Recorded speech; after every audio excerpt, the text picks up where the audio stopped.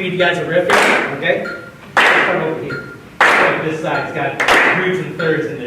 Blood over here.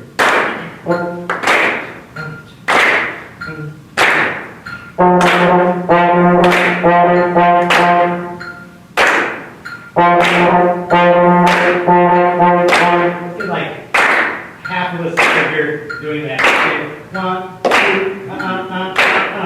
1, 2, Sing with me. Do that, do that, do that, that. Do that, do that, do that, that. We're gonna get a third. Do that, do that, do that, that. Here's the third over here. Do that, do that, do that, that. Keep that going. Do that, do that, do that, that.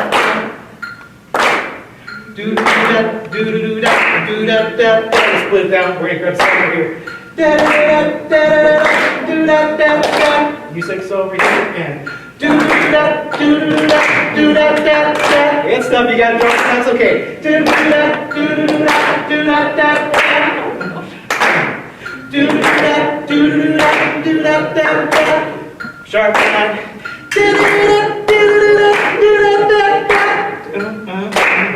Do that, do that, do that, that. This is challenging, isn't it? Do that, do that, do that, that. Do that, do that,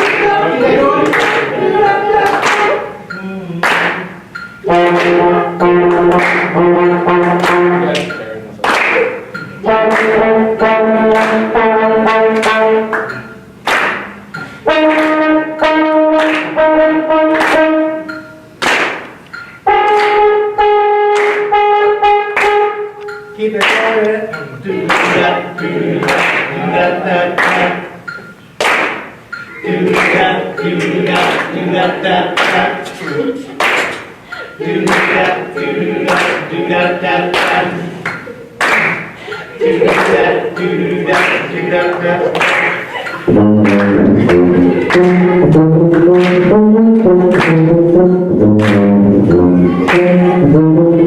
do that, that.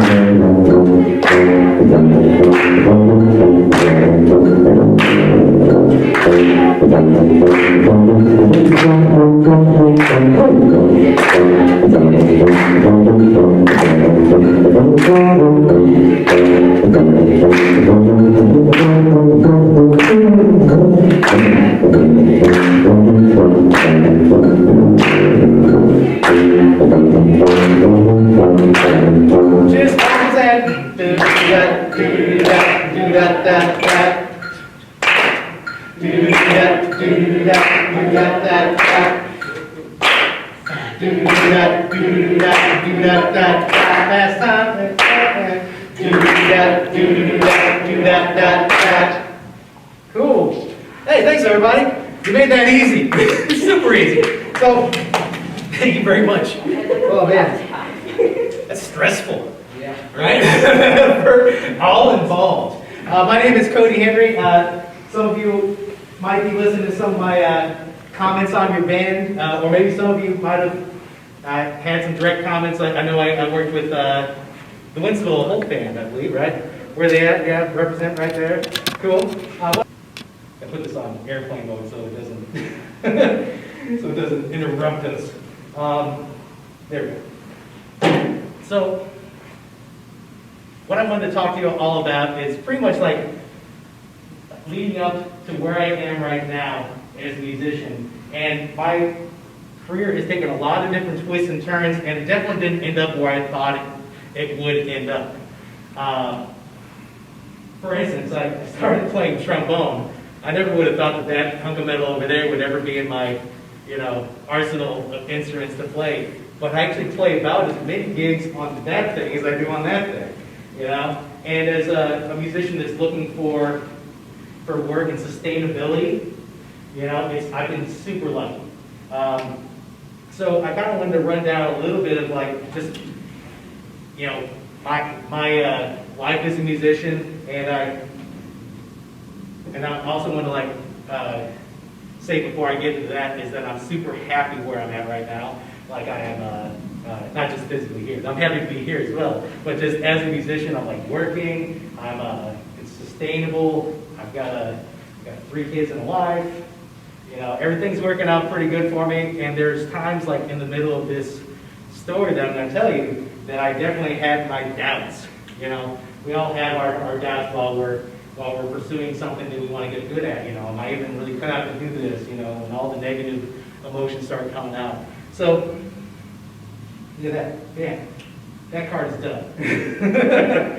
All right, so before I got to high school and everything, I want to talk real quick. It's like the instruments that I play are all very supportive instruments. I feel like it has something to do with my upbringing with my brother. I had an older brother that we play a lot of video games together. Especially we had the old school Nintendo. I know you guys are much newer than I am. Okay, but we're playing the old school Nintendo in like the late '80s, and I tended to like to play a lot of cooperative games. Not games where I had to face up against my brother, because first off, he's got like a couple of years on me, experience playing video games. So I oftentimes want to play cooperative games because we can all work towards a goal. And I feel like that has something to do with some of my instrument choices that I've picked. Because trombone, especially early on, it's very supportive. You hardly ever get the melody on trombone. So that's a very supportive instrument. I started learning how to play the bass at some point. Started learning how to play the ukulele, which is a very supportive instrument, especially if you're a singer, which I'm not. And then again, that hunk of metal over there, the sousaphone, tuba. So that definitely played a little bit into my, philosophy as a musician. I'm a very supportive, giving musician. I try to make everybody around me sound good. I feel like that should be somewhat our goal any time. How can I make, especially say you're a bass player, then how can I make this band sound the best they can sound? So it's definitely not selfish at all. All right. So, anyways, my brother joined band. I decided I got to join band too. Got to keep up with him.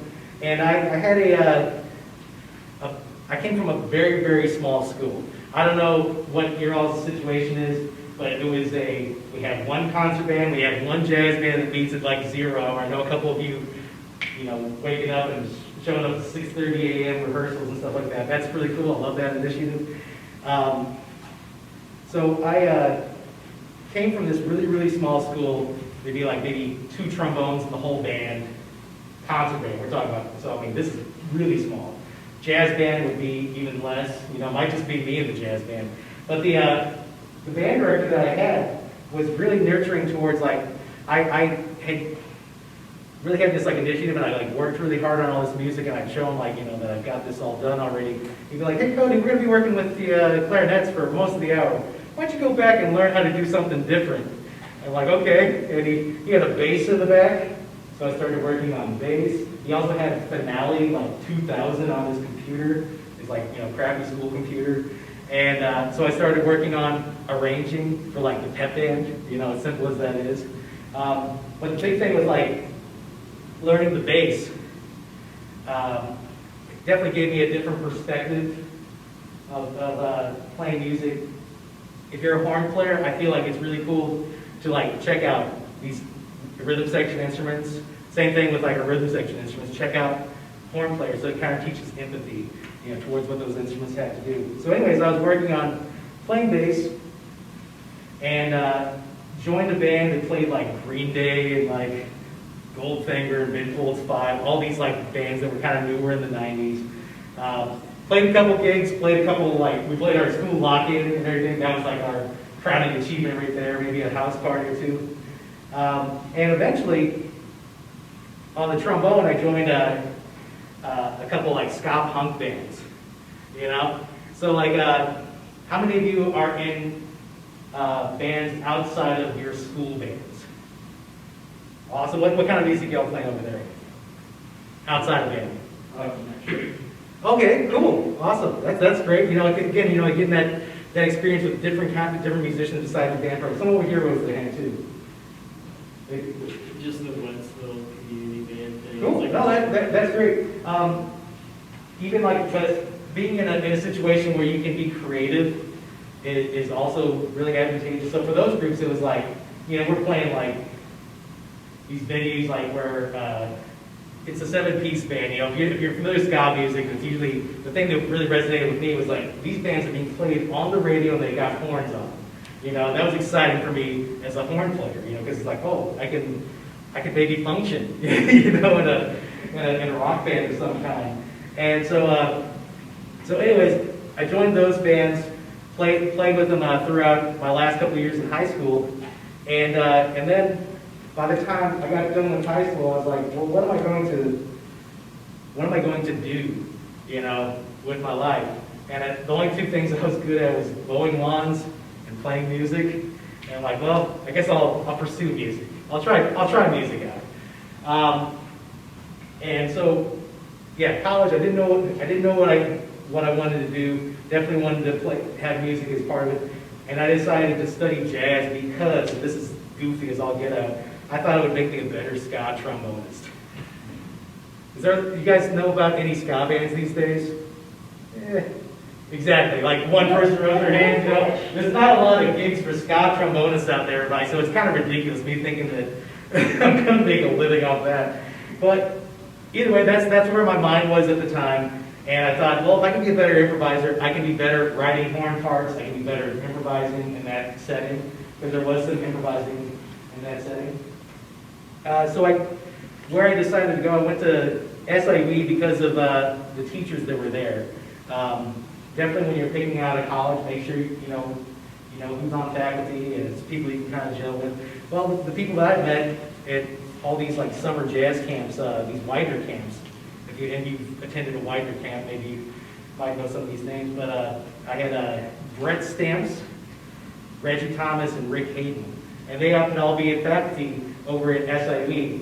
So I'm like, okay, I'll check these guys out. And so I went there to study music. Let's see, when I got to SIE, I met some lifelong friends, including a buddy named Adam Hookie, Andy Amon, who is one of our judges here today, and Matt Horman, the guy who's pretty much running the show today. Who was talking to you guys all before you're going into your clinics, right?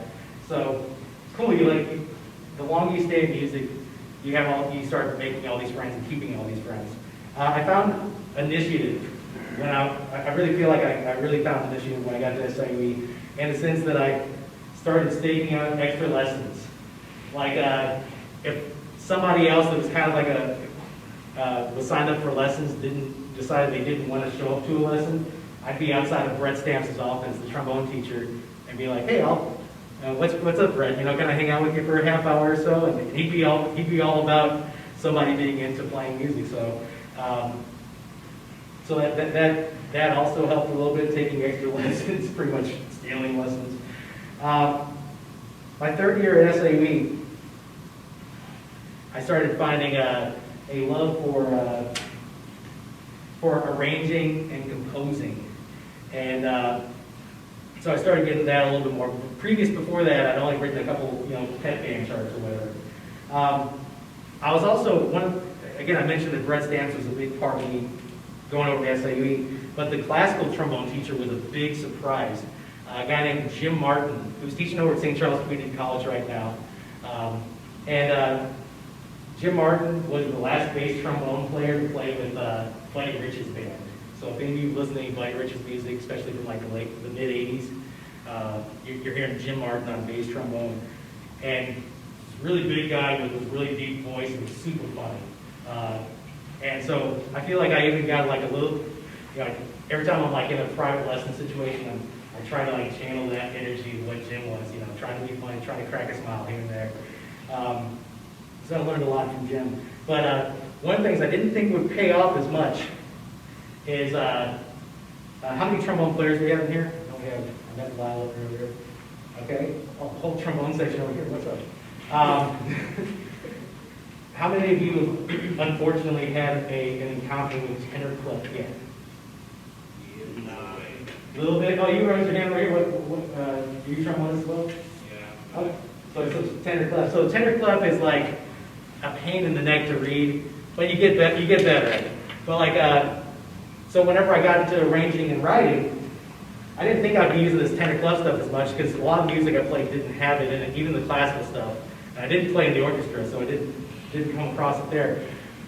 But it's the same legend lines as tenor saxophones, clarinets, soprano saxophones, and trumpets. So whenever I was in a situation where I had to read those parts, it actually ended up helping me out in that sense. Bass clef is on the same legend lines as our E-flat instruments, like alto saxophones and bari sax. So when I was writing and arranging, that was a big help. And I was also, and the person who taught that class was Brett Stamps again. A lot of trombone players end up writing charts more, it seems, because maybe it's because they have a little bit less work than everybody else. Everybody's going to call a saxophone player and a trumpet player before they call trombone players.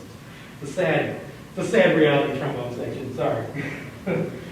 But anyways, so I started getting into writing and arranging music. I was taking lessons with Brett on that, but then I also started taking independent studies with Reggie Thomas. He's a very talented piano player, one of the best teachers I've ever had. And he would hire me to write charts for his wife, who was a vocalist. So these were I'm writing big band charts for Margaret about once a year, his wife. So that was a little bit of extra work that was coming from us. Around the same time, I'm also starting to get some gigs on trombone, but it's really paying your dues kinds of gigs. You're playing 4 hours for $100 and it's not the best band in the world. And you have to put up with so much stuff that it really kind of builds your character. It's good stuff for you. Let's see.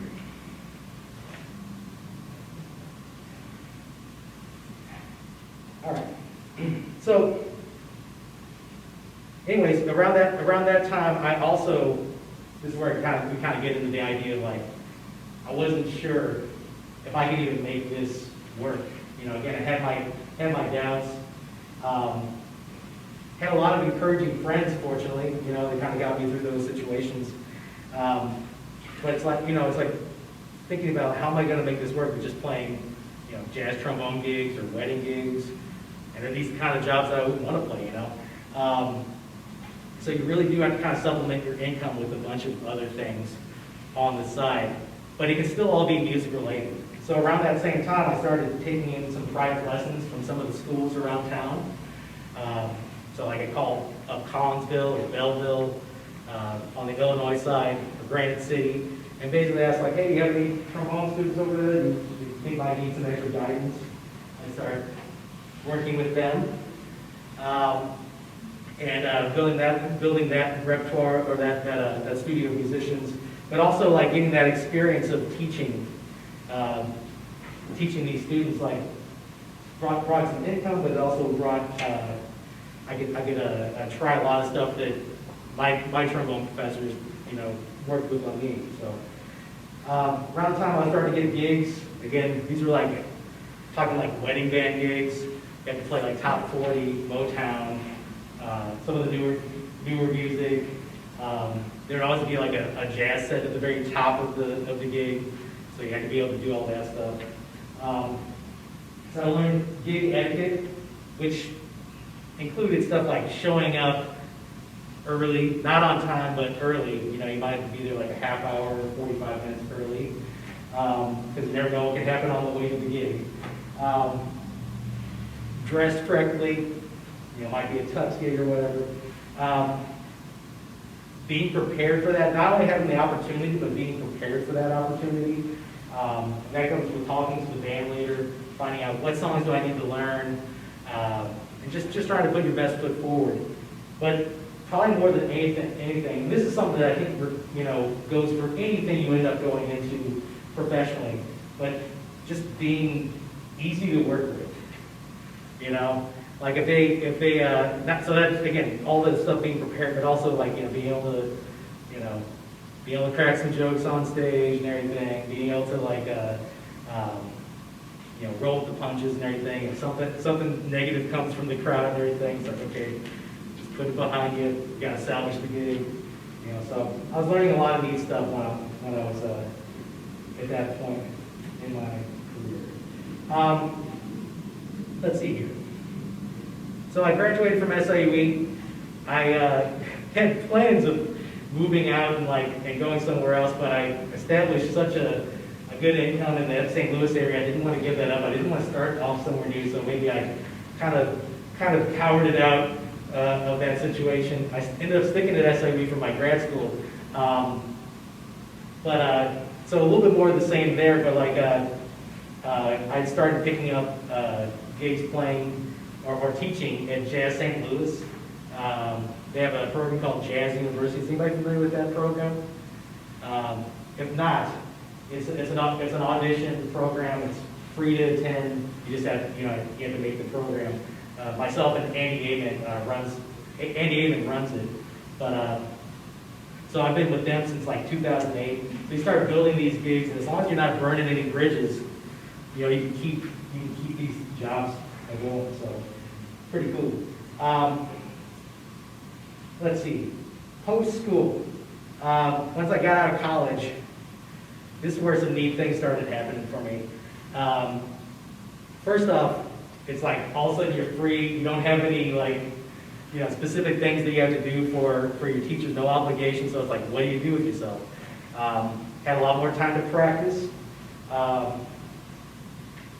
Had a lot more time to practice, and I started building up again my trombone studio, and I started teaching out in a school district called Melville out in South County.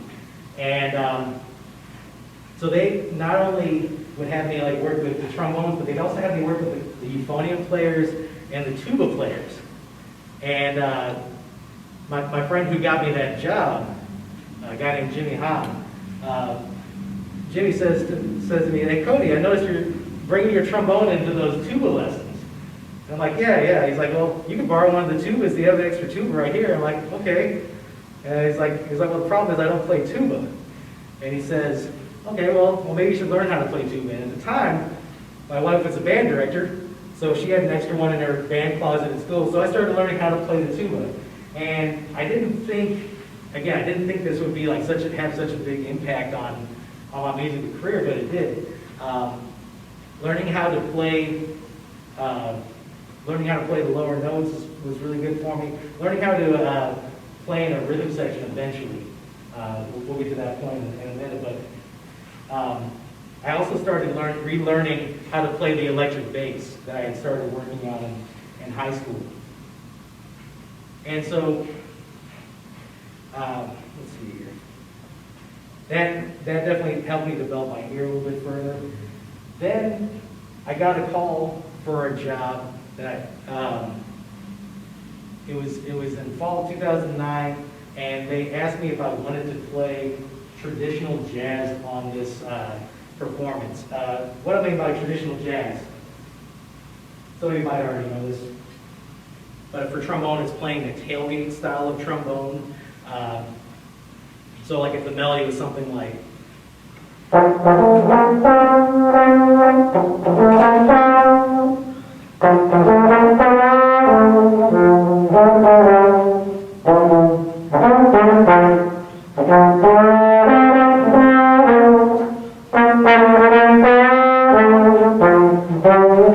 would be tailgate.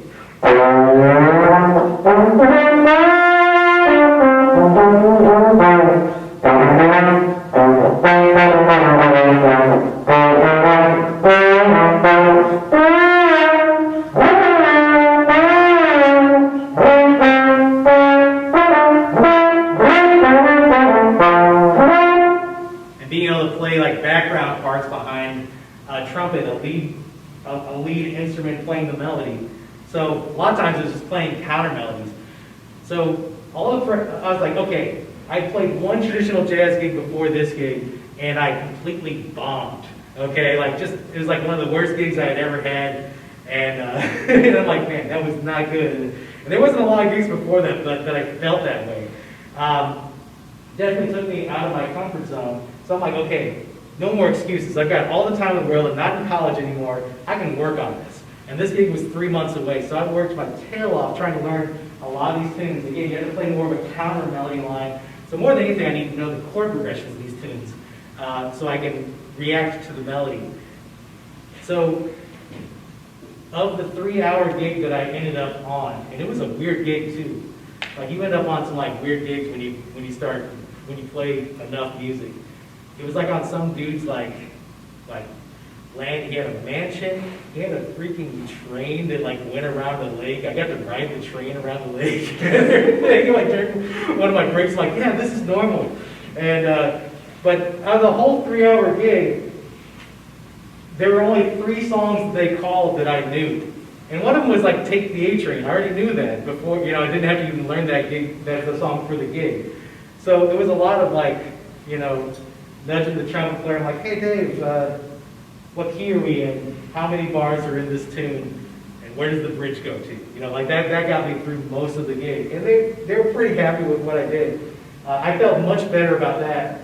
And about 3 months later, the guy I mentioned, Dave, his name is Dave Tincture, was a guy from Michigan.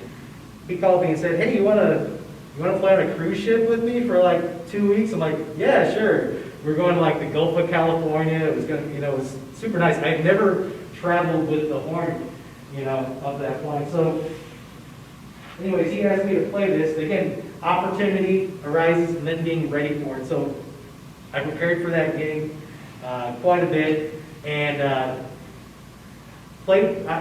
He ended up asking me to take the trombone chair in that band, and I stuck with him for about,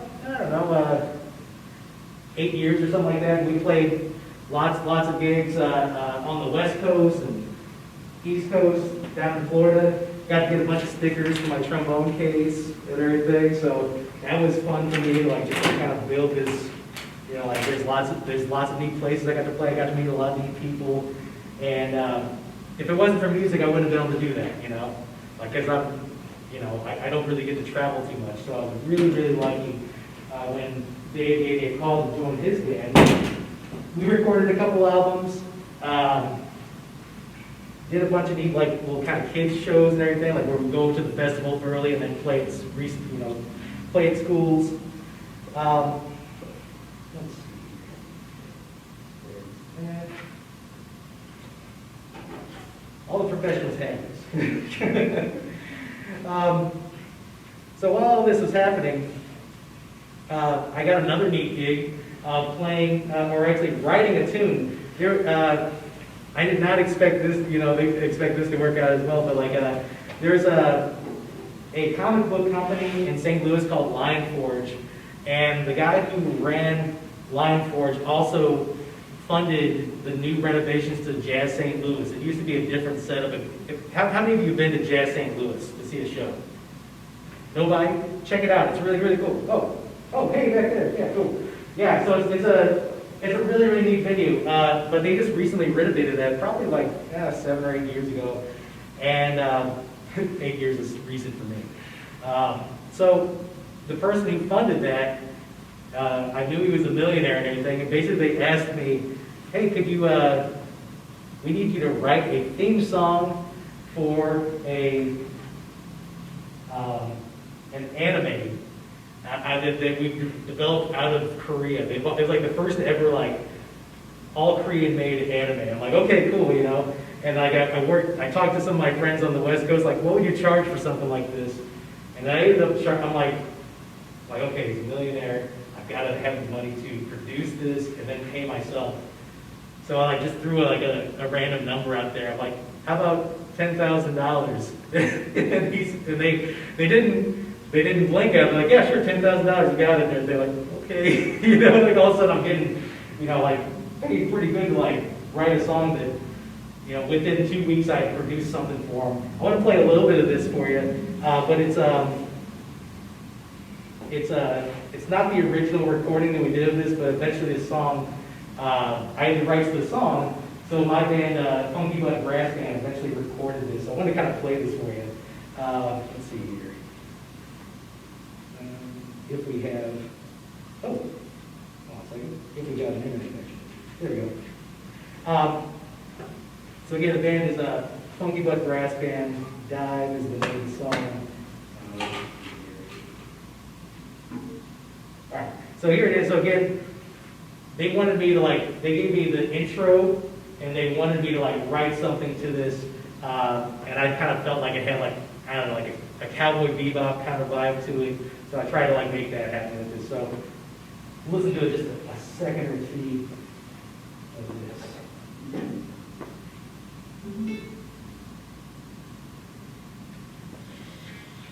Oh, it's not connected here.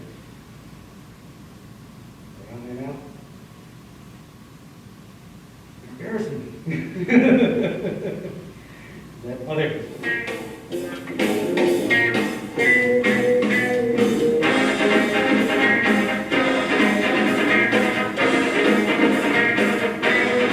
Again, they asked me to produce something for them. I'm like, okay, here we go. I brought in a demo. And they liked it, and they decided to go and greenlight it for it. They were looking at having it streaming somewhere on either Netflix or Hulu or something like that. And it never materialized, which is kind of a bummer for me because I have the rights to the tune. I could have sold it on iTunes and maybe sold a bunch of tunes. But it didn't work out how I wanted to. To be honest with y'all, I got to see the first episode of the show. It was okay. It was kind of like Cowboy Bebop went underneath the water, like submarines and stuff like that. It was a lot of fun, writing weird stuff. Here, listen to this ending because my friend Dave really on keys just goes crazy.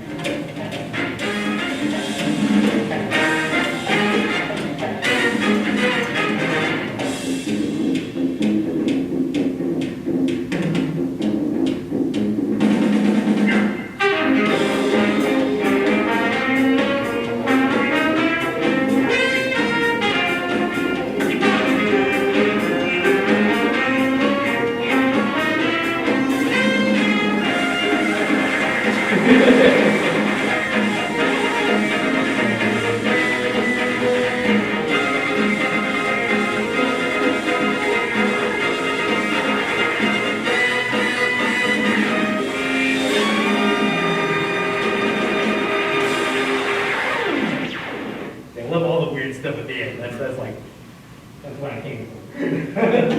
So, this is much more in the future of my story, but around after I started touring with my friend Dave Tatro, I started hanging out a lot more with one of my friends from college, a guy named Adam Hookey. And Adam Hookey was in the Funky Butt Brass Band, and I basically would go over and hang out with him, and before I'd go to my wedding gig or something like that, and I'd see that I was that's the thing I was kind of missing, is that with the wedding, playing weddings and stuff like that, I wasn't getting to meet the fan base and everything. You play for this audience and then that audience is gone. You play for this audience, that audience is gone. But with playing in the local scene, you start recognizing the fan base and everything. So there's something very fulfilling about that. And Funky Butt Brass Band had that. So I even remember calling the trombone player in the band because like he was a great slide technician. He always worked on my trombone anytime something went wrong with it.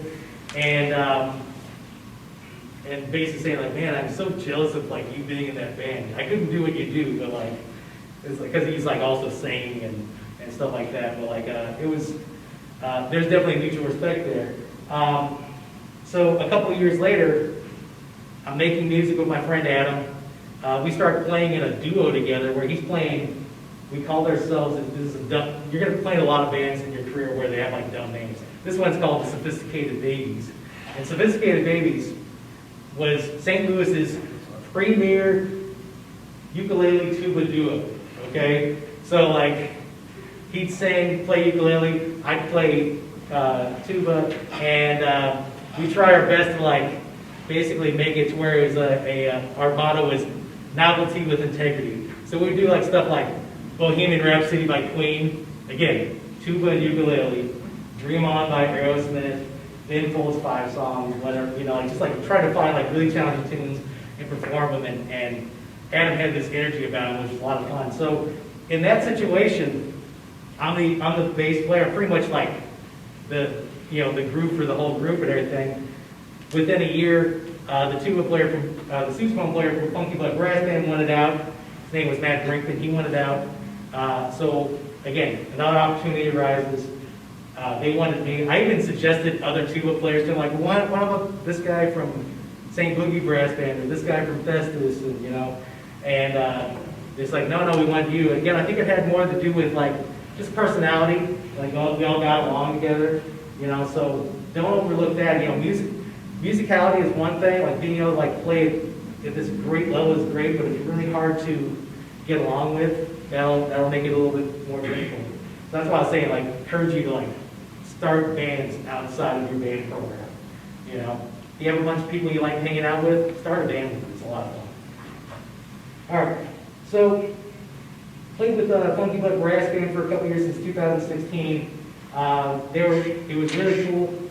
That's my alarm thing I need to start thinking about for this last part. I got to play with the drummer for the first time. That was a lot of fun. You know, again, I was talking during my clinic about how like that connection between the bass player and the drummer, it is real. You know, like being able to make things happen with the drummer. I think that's something that I really appreciate playing in the Funky Blood Brass Band. I wrote some tunes. They played them. That's a lot of fun. And that brings us to post-COVID, because like obviously things are a little bit different right now, right? You know, so I don't know if any of you had like any friends that were professional musicians at the time, but I played a gig on March 16th. I had a gig on March 17th. Everything 17th of March on just disappeared as soon as COVID hit. You know, scary times. We didn't know as much about it as we do now. And so like, I stopped counting how much money I was losing after I got to like, within the first week, like I lost like $6,000 in gigs or something like that. I'm like, okay, this is rough, you know, what am I gonna do? What I noticed is a lot of friends on Facebook and such were doing like, kind of like online playing and asking for tips, like to their Venmo or something like that. So one of the things I did was I'm like, okay, well I'm gonna get into getting to streaming a little bit. And how many of you know what OBS is? It's like an application on a computer. Yeah, so it's like, it's a nice tool for streaming. Like you can have like multiple cameras hooked up, and you can also click things and that'll go to like one camera or this other camera. You can also hook an interface in there, and I could mic up the sousaphone, or I could mic up the trombone, or whatever I wanted to, mic myself talking. And scene transitions and everything. A friend of mine wrote me an intro theme for the show. So I started as goofy as it sounds, I started a thing called the Cody Henry Show. And if you guys are cool with this, I'd like to do a mini live version of the Cody Henry Show right here, right now. But I'm going to need 3 volunteers. So back there, hands up. Come on, here. Let's do like 3 chairs out here in front. How about that? Anybody on this side want to be a part of the first ever? Okay. Nobody. Okay. It looks like we just have 3 right here. Is that cool? Yeah. Let's meet our contestants, everybody. So. No singing. No singing involved. You guys already. By the way, you guys did great singing earlier. I know it was like tough to put that together, but you guys did great. So I remember Lila. I don't think I ever got your name. Samantha, and you are? Bella, okay. Look at this. We're gonna keep scoring all that stuff. So, Bella, Lila, and I'm dumb. Samantha? Yes. There you go. These are our contestants, everybody. So, I might ask you all to judge here and there. So the idea of the Cody Henry show was I can't do like a solo set of music. Like, I don't think anybody would want to listen to a half hour of just trombone by itself or half hour tuba by itself. And I'm not a singer, and I can play ukulele, but I'm not a singer, you know. So I didn't have those available to me. But I'm like, let's do a little game show where I play a bass line, and you all have to guess what song it is. All right. So are you glad you volunteered for the Cody Henry show? I hope so. So these are our 3 contestants. How are we gonna do these 3 buzzing in? Let's see. Yeah, how about you give us like a okay? How about a whoop? Okay, that's gonna be your buzzing in. And what should we come up with for you, Bella? What do you got? Like okay, Like sure, okay. Game show buzz. Okay, I'll know which one's buzzing in then, okay? All right. Thank you all so much for being here for the first ever live Cody Henry show. Of course, it was on the sousaphone. The other fun parts of doing this show was learning how to do digital audio workstations like GarageBand, because I made my outro theme. Eventually, somebody recorded me an intro theme and was a fan of the show, so that was fun. Also, I used the money from like all the Venmo and stuff to buy a new computer so I could stream at a higher quality, because maybe part of the charm of the show early on was it constantly crashing and then restarting. All right, so anyway, so I'm going to play a bass line, and as soon as you have an answer, I'll stop and I'll call on you, and you tell me if you got the answer or not. Okay? Here we go. First ever Cody Henry show. Live. Here we go.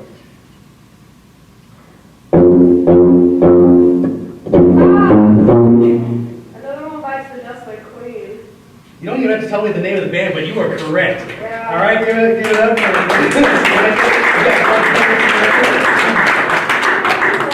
By the way. What's that? Oh, you do? Yeah. Mystery Science Theory 3000? I should really just relax, is what it says on the inside. All right. All right. There's still time for Lila and Bella to catch up here. How much more time do we have? We got 5 minutes. We'll make this work. Right, we're supposed to go to like 5 till, right? That feel right? Cool. Awesome. Plenty of time. All right. Let's see here. All right. Wait, oh, Seven Nation Army. All right. Samantha's killing it. Samantha is killing it. Let's do one more, and then we'll do one more, and then we're gonna have to like we have a final round on the Cody Henry show where it's 2 people up against each other, so we're gonna have to eliminate somebody here. Sure. Let's see here. Now I'm having like regrets on whether you guys will listen to these songs or not. Let's do this one right here. Yeah. All right. In fact, I don't need. You know what? Don't answer this one. This is gonna be between you 2, okay? Hopefully we know. If we don't know it, then sorry.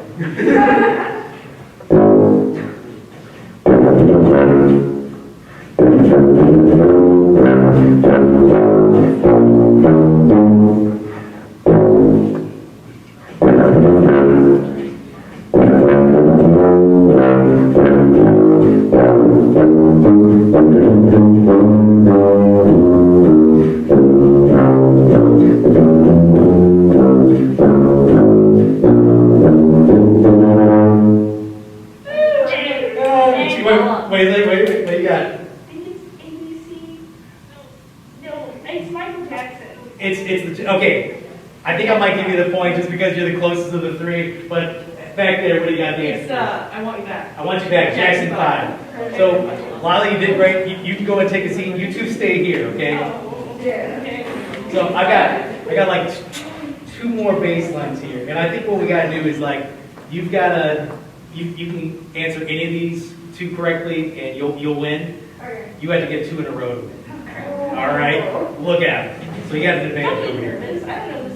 Oh, How about let's do like a jazz one. You guys listen to a lot of jazz music in here? Okay. Here's a simple one. Here's a simple one right here.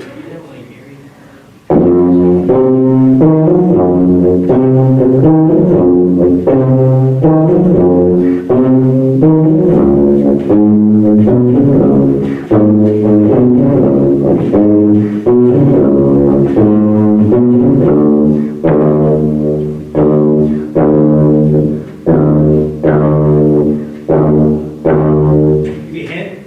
Herbie Hancock. It had to do with a fruit.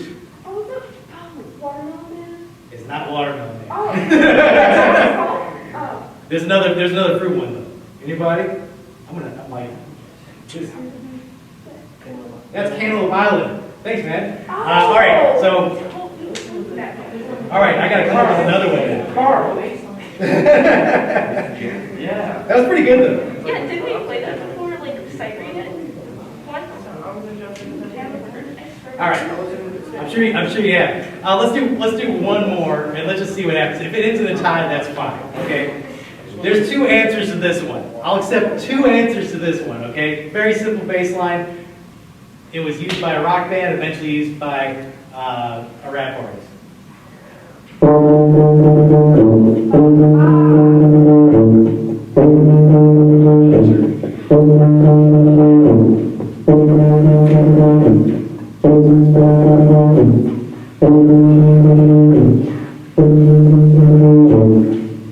That's a very simple bass line. Anybody? Under pressure. Under Pressure by Queen. Or Oh, Ice here. Ice Lady. Okay, that's what I was Don't forget to buzz in. I did. I straightened the middle of it. Oh, you did? Oh, I didn't catch that part. I was just like into the bass line so much I didn't hear it. Yeah. Great job. Hey, Samantha won the first ever live Cody Fair show. Thank you, Samantha. Yes. Thank you, Lila, for joining us as well. So, Congrats.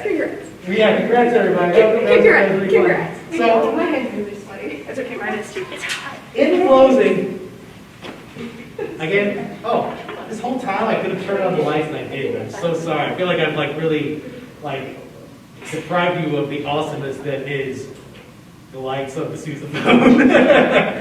But again, just to like reiterate what I said at the very beginning of this, after you played at the very beginning, is that I'm very, very happy where I'm at right now as far as like, again, stable musician. I'm really lucky to have all the work that I have, all the friends I've made along the way, and I appreciate you all sitting around and letting me share my story with you. If you have any questions about getting into music, I'm sure myself or even like some of the other people that are here at this festival, all the other judges and Matt Harmon, we're all very, very approachable. If you have any questions about getting into music, we'd love to talk to you about it because it's great to like nurture new talent into this business. So, and even if you're not planning on going into music, once you get out of high school, there's still lots of lessons that you can learn from this and take to whatever you end up doing. But I feel like a society that has a lot more art and music in their lives is going to be a better society. Okay? So, again, thank you all so much for making it out today. Appreciate it.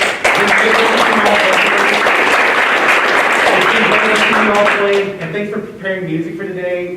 That's a lot of work, and you all are doing such a great job. I look forward to meeting you all in the future. Okay?